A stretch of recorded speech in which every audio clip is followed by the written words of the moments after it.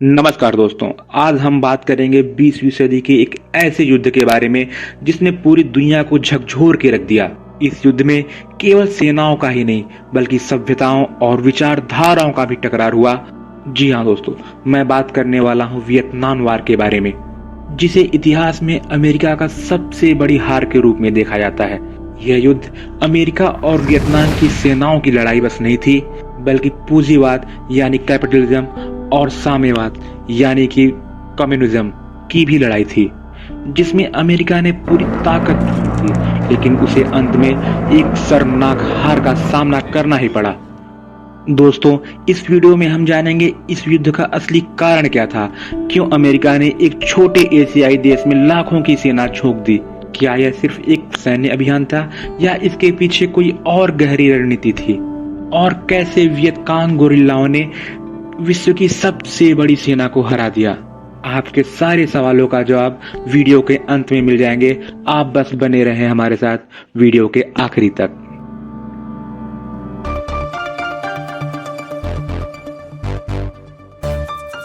अगर हम युद्ध के बैकग्राउंड की बात करें तो इसकी जड़ें वियतनाम की 19वीं शताब्दी में फ्रांस द्वारा कॉलोनी बनाए जाने से जुड़ी हुई मिलती हैं, जिसे फ्रांस ने इंडो चाइना का हिस्सा घोषित कर दिया था।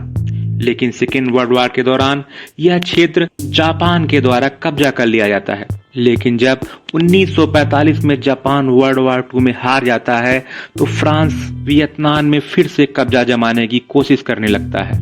लेकिन अब इसी बीच वियतनाम में हो चिम के नेतृत्व में वियत मिन नामक एक राष्ट्रवादी कम्युनिस्ट संगठन का उभार होने लगता है, जिसने वियतनाम की स्वतंत्रता की मांग की और 2 सितंबर 1945 को हो ची मिन ने हनोई में खड़े होकर वियतनाम डेमोक्रेटिक रिपब्लिक की स्वतंत्रता की घोषणा कर दी।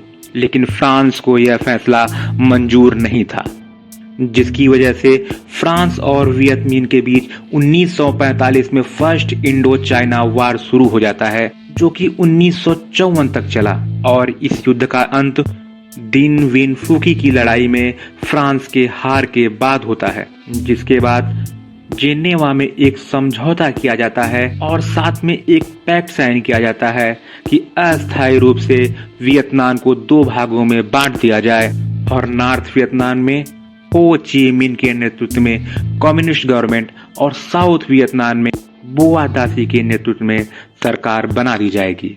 और साथ ही जेनेवा पैक्ट में यह भी शामिल हुआ कि 1956 में इलेक्शन कराए जाएंगे।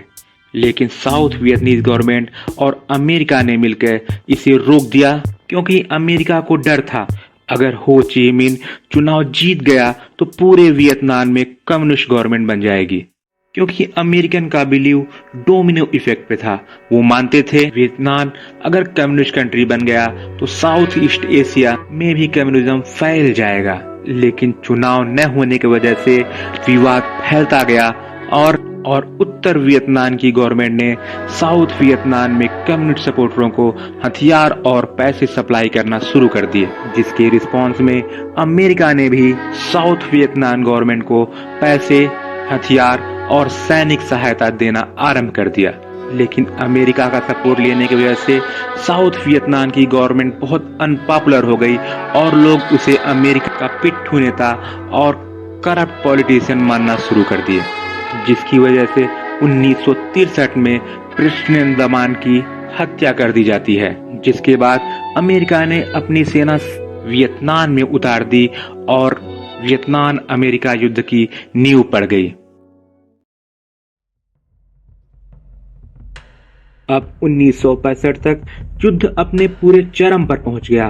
साउथ वियतनाम को बचाने के लिए अमेरिका ने 2 लाख से अधिक अमेरिकी सैनिक उतार दिए और इस ऑपरेशन का नाम रोलिंग थंडर दिया।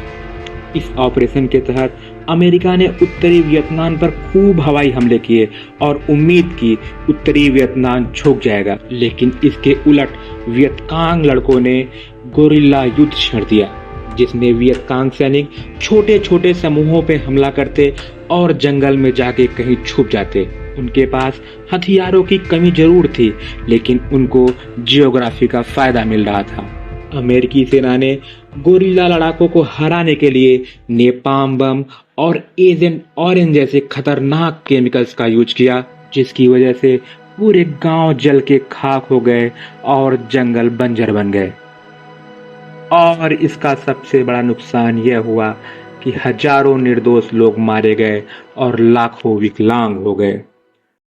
और अब 1968 में वियतकांग गोरिल्लाओं और वियतनाम की सेना ने मिलकर टेट ऑफ सिस नामक एक बड़ा हमला किया और लगभग 100 से अधिक बड़े शहरों पे कब्जा कर लिया, जिसमें राजधानी साइगन और अमेरिका के सुरक्षित समझे जाने वाले ठिकाने शामिल थे।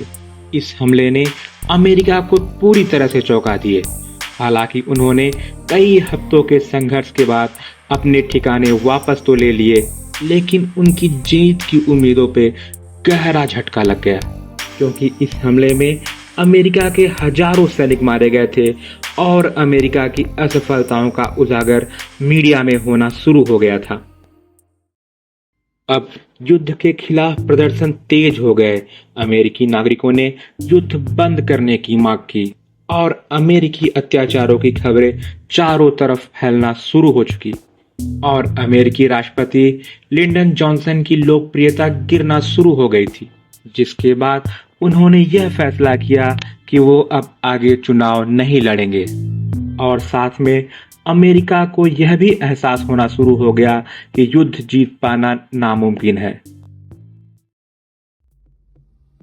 अब 1969 के चुनाव के बाद रिचर्ड निक्सन अमेरिकी राष्ट्रपति बने और अमेरिका को युद्ध से बाहर निकालने की रणनीति बनाने लगे और उन्होंने एक प्लान बनाया जिसका नाम दिया वियतनाइजेशन।